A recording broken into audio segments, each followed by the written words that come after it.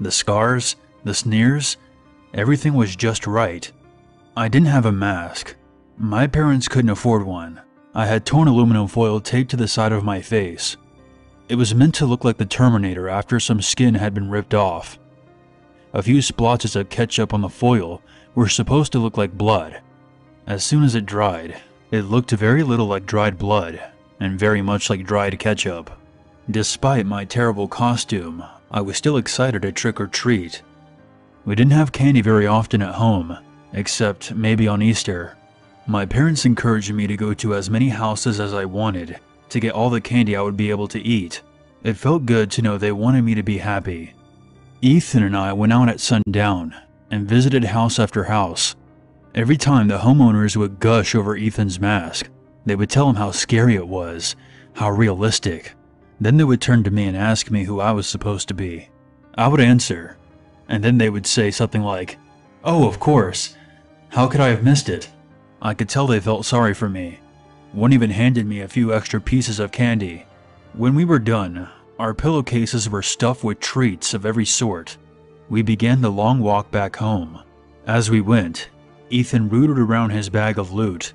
I could hear him grumbling and complaining through his mask.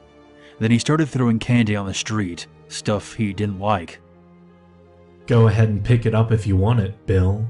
I know you can't afford to let anything go to waste. He called out, heaving handful after handful into the gutter. I didn't say anything, but I reached into my pocket and pulled out a lighter and 2 cigarettes I had stolen from my dad. I had been smoking on and off for the last few months. Even at 13, I knew it was bad for me. I just didn't care. It made me feel good. I stayed a few steps behind Ethan as he tossed more candy away.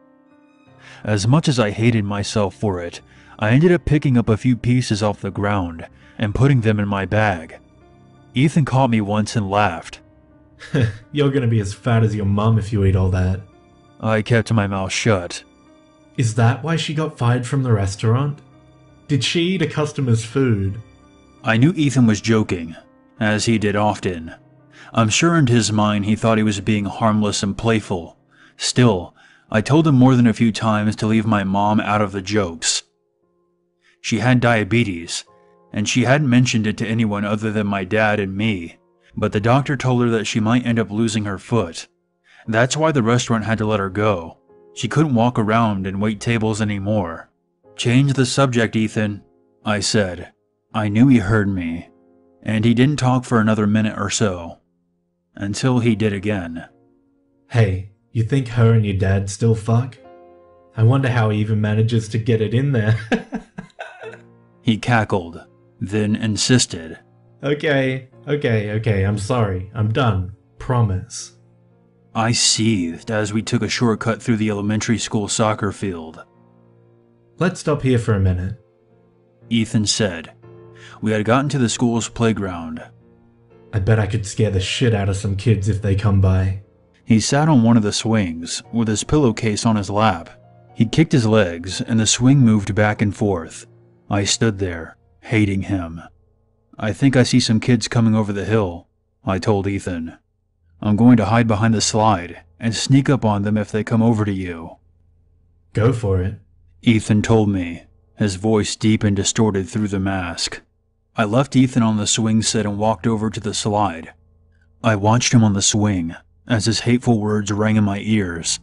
Tears came to my eyes as I remembered my mom smiling from her spot on the couch as she encouraged me to go out and have fun. She was such a good person. She never said anything negative about Ethan. In fact, she always complimented him on his grades and his wins in basketball, and even his looks. "You're going to be a handsome man someday, Ethan," she told him. "I bet we'll see your face in a magazine someday." Even after her kindness, Ethan still felt it was okay to trash her. I heard him laughing to himself across the playground. I didn't know why exactly, but I thought I had a pretty good idea. I reached in my jacket pocket for another cigarette, knowing a smoke would calm me down. But it had come apart. My pocket was full of loose tobacco and paper, and the lighter. Ethan was still laughing as I fingered the lighter in my pocket for a second. Then I pulled it out. I walked up behind him. Ethan didn't know I was there as he shouted, Okay, one more thing, and I'll never say anything about her again. But unless your dad's got a big dick, he'll never manage to. I flicked the lighter near the back of Ethan's neck, right where his hair and the mask met. The hair went up quickly, using his hairspray as an accelerant. Then something happened I didn't expect. The mask burst into flames. Ethan jumped off the swing and ran in a loose circle, trying to pull the mask off his head. I saw it ripping under his fingers. He couldn't get a grip. The material bubbled.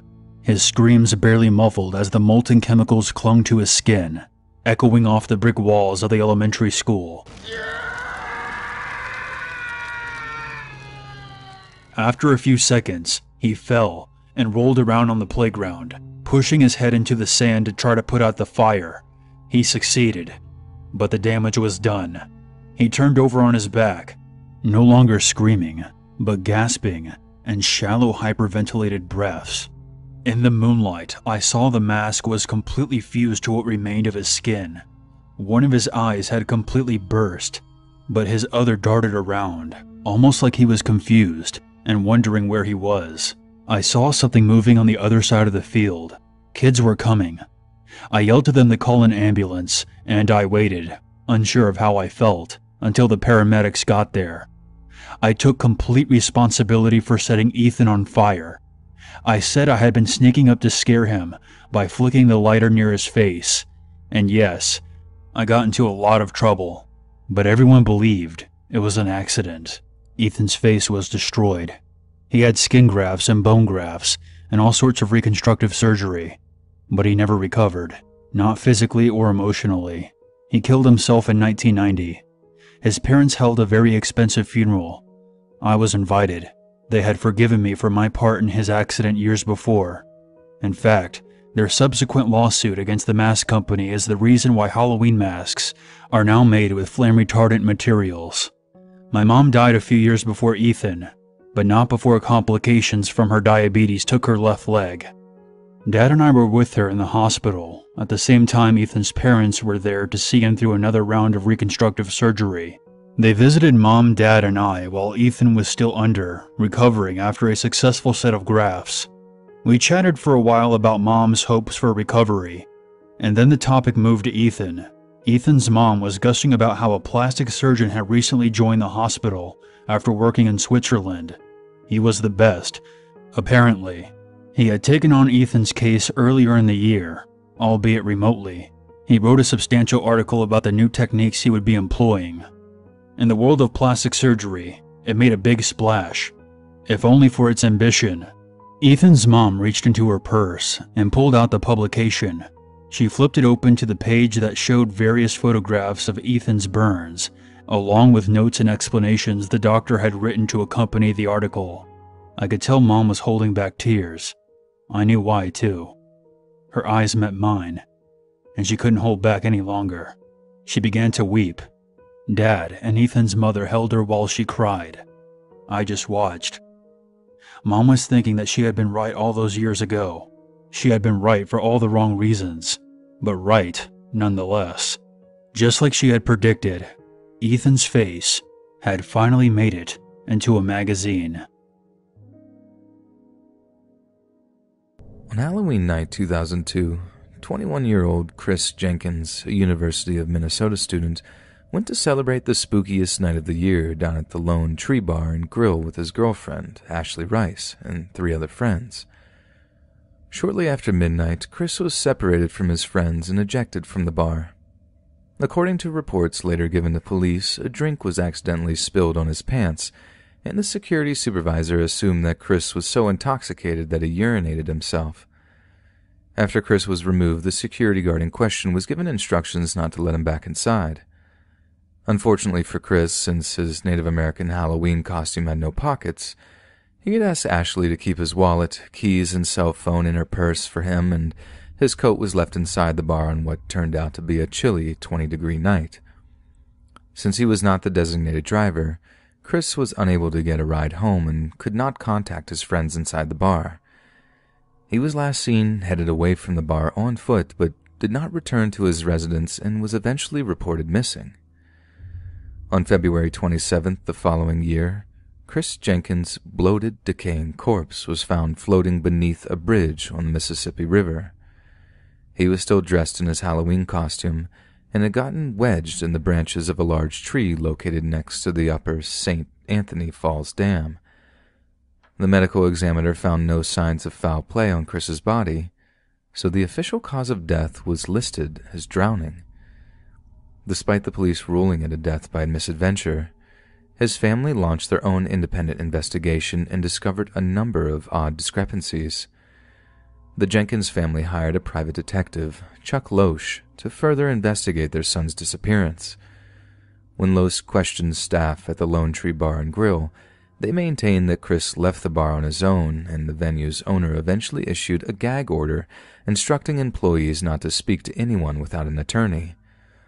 Loesch also contacted the Federal Reserve Bank, who happened to be the owners of the 2 CCTV cameras that had a good view of the Hennepin Avenue Bridge. The bridge was on the route that Jenkins was likeliest to have taken, but when the bank checked the surveillance footage from the earlier morning hours of November 1st, there was no sign of him. Loesch's investigation also led him to multiple witnesses who each independently recalled a fight that had occurred in front of a local pizza place. Though it was unclear if the victim was Chris, a gang of around 9 or 10 people had violently attacked another outside of the restaurant. Mike Casey, an off-duty police officer, was present in the area on the night of Jenkins' disappearance. He was moonlighting as a security guard for the nearby Hennepin Center for the Arts and was introduced to Jenkins by his girlfriend, Ashley Rice. Ashley happened to work at the Lone Tree Bar and Grill and was familiar with Casey, well enough that she had borrowed pieces of his uniform to complete her cliched sexy cop costume. There are rumors that Casey had in fact masterminded Jenkins' removal from the bar as a way to get to Ashley, given that he actually gave her a ride home later that night when her shift finished. The Minneapolis Police Department never formally questioned Casey, but stated that he's a married man with children. We don't want to break up a family. An incriminating statement indeed.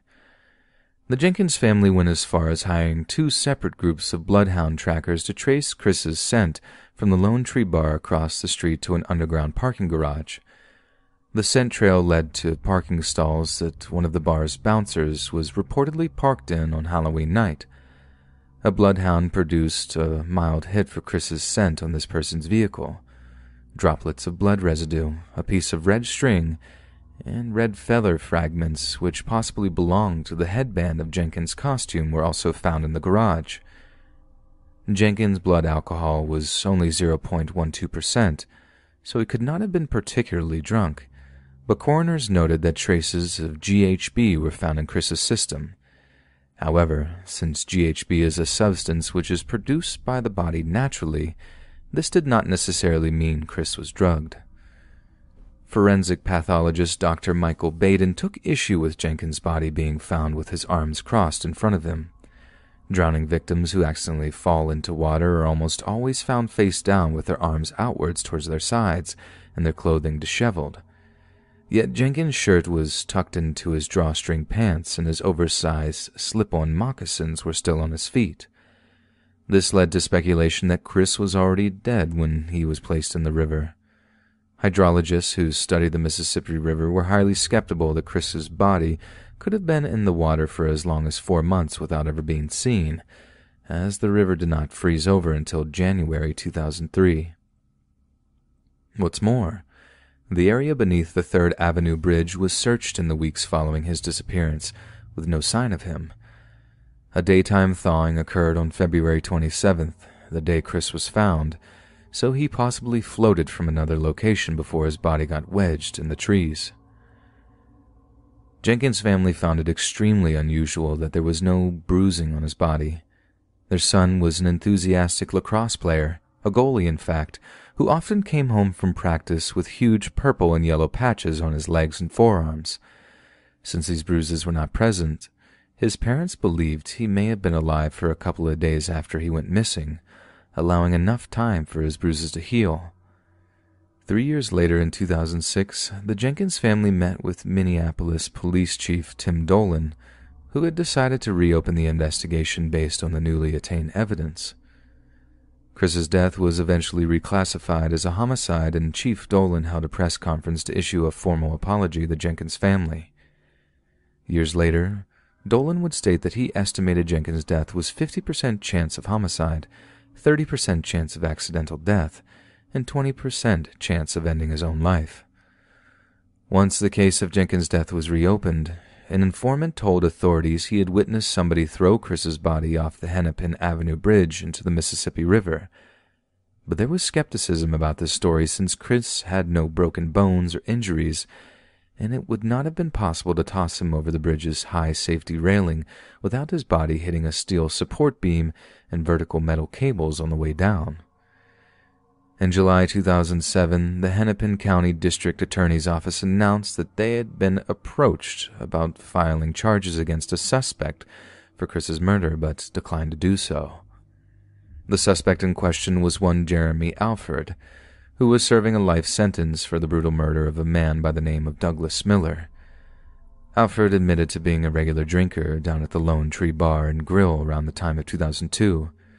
Chris's case also had been connected to the infamous Smiley Face Killer, as his death took place around the same time that many college-aged men in the Midwest were discovered dead in bodies of water after a night of drinking. But unlike many of the other cited cases, no smiley face graffiti has ever been discovered in relation to Chris's death. I thought it would be kind of fun to share a spooky event that happened to me a few years ago around Halloween. I had just moved to my current flat in Rains Park, southwest London, and I was fairly unfamiliar with the area.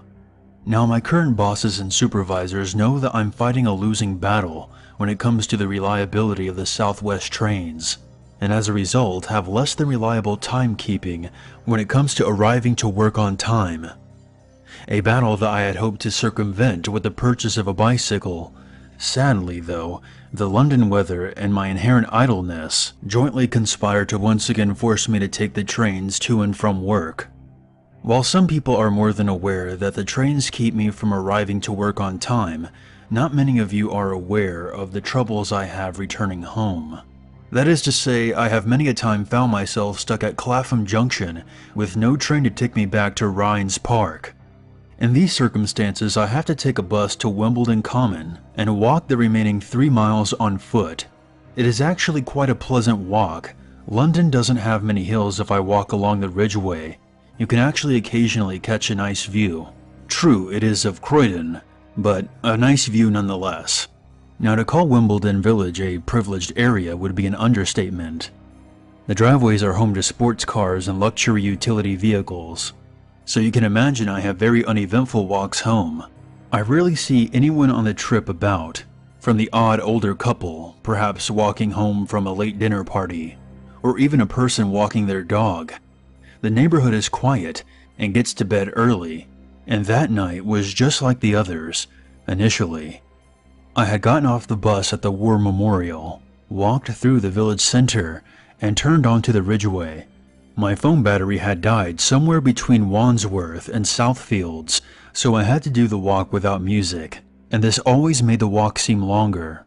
My usual practice was to walk along and look at the houses and try to guess what the people that lived in the houses would be like.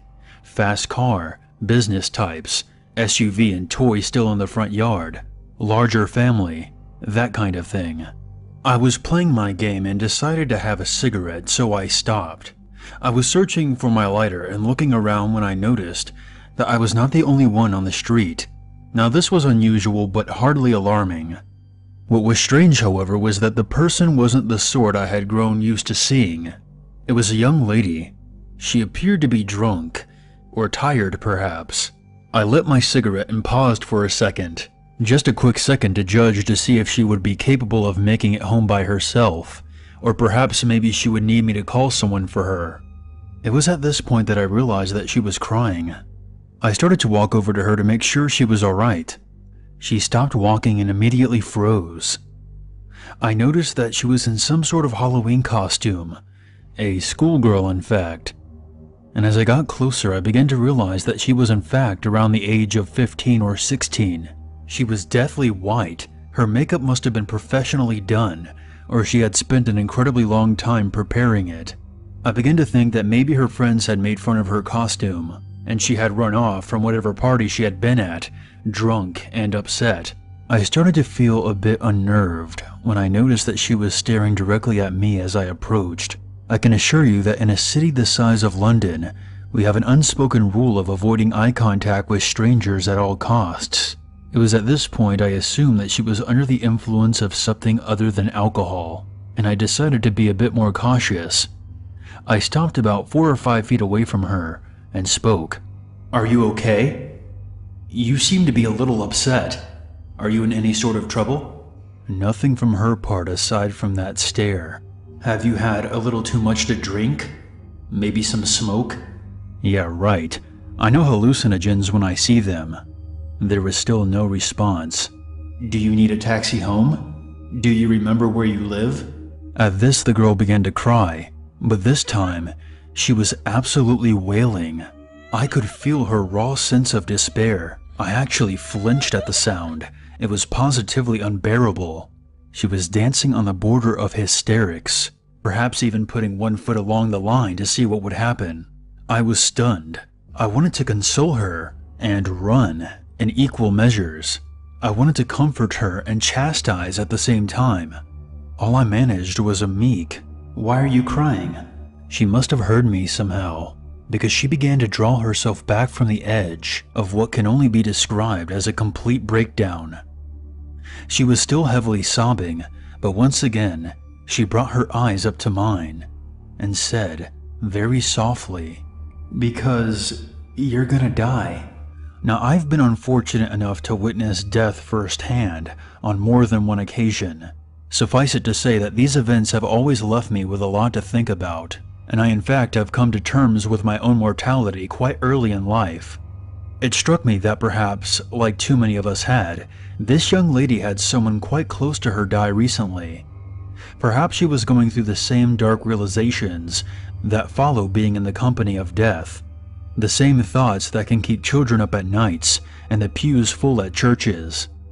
I wanted to let her know that everything would be fine, and that death was simply a part of life.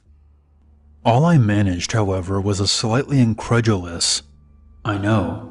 At this, she seemed slightly taken aback, almost angry. She responded, "You are going to die, and he is going to kill you." Alarms went off in my head. I began to feel a bit more threatened. I decided right then and there that talking this girl down from whatever bad high she was on was no longer my responsibility. Had not the venerable Hunter S. Thompson himself warned us of the dangers of underestimating the ability of a drug to take control of a person? Good luck," I said, and with that, turned and began to walk away. After about 5 steps, I quickly looked back to see her still standing there. She put her head down and began to audibly sob again.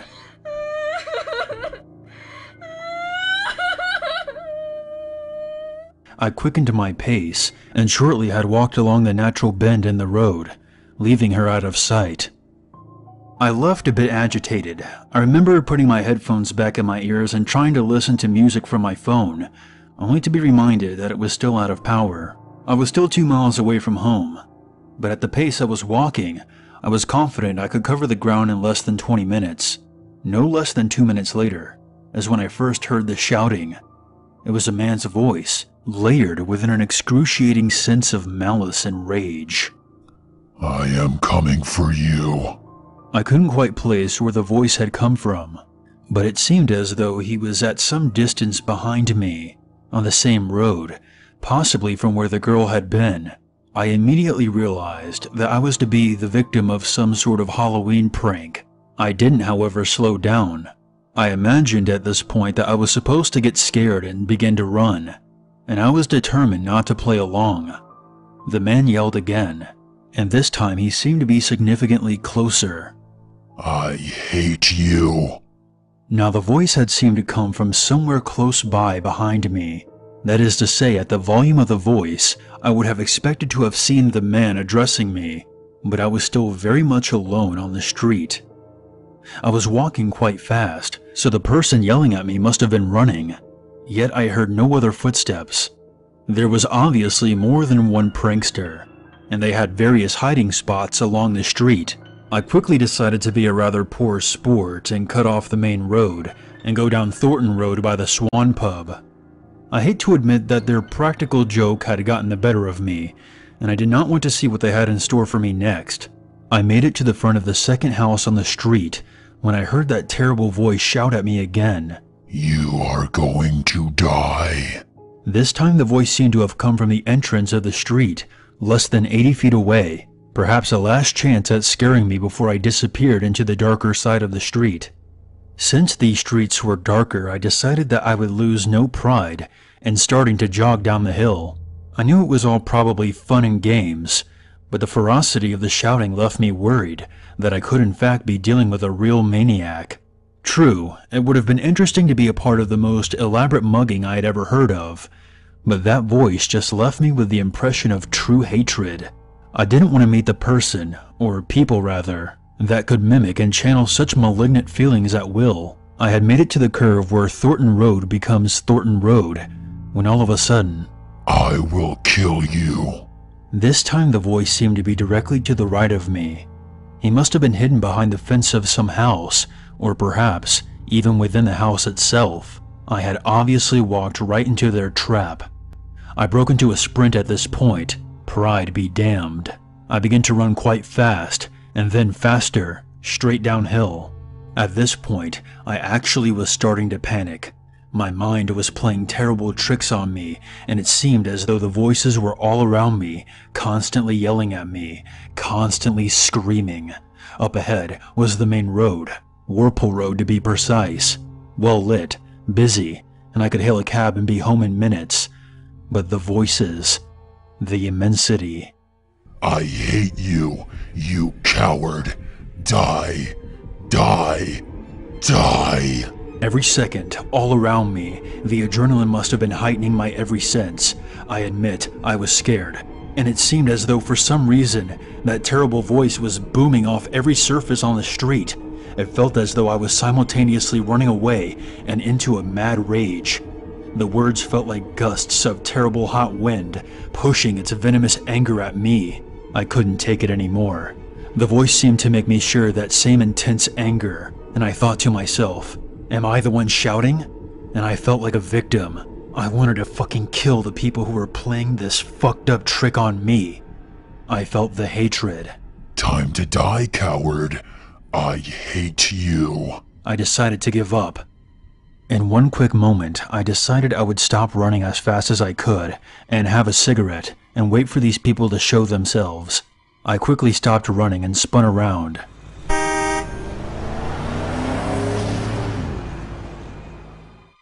A car beeped as it raced past exactly where I would have run to had I not stopped at that exact moment. In my blind panic, I had run past the sidewalk of the main road and onto the actual road and had avoided being run down by inches. I looked up the road I had come from. Darkness. Silence. Whoever had been up there was gone now. I lit my cigarette and took a few moments to calm down. Smoking had saved my life that night. I went home after that, and nothing more happened to me. But as I was standing there trying to calm down, working through the panic and adrenaline, I seemed to remember hearing a soft whisper. Perhaps it's just my imagination, but I thought I heard a girl's voice, softly saying, "Not such a coward after all."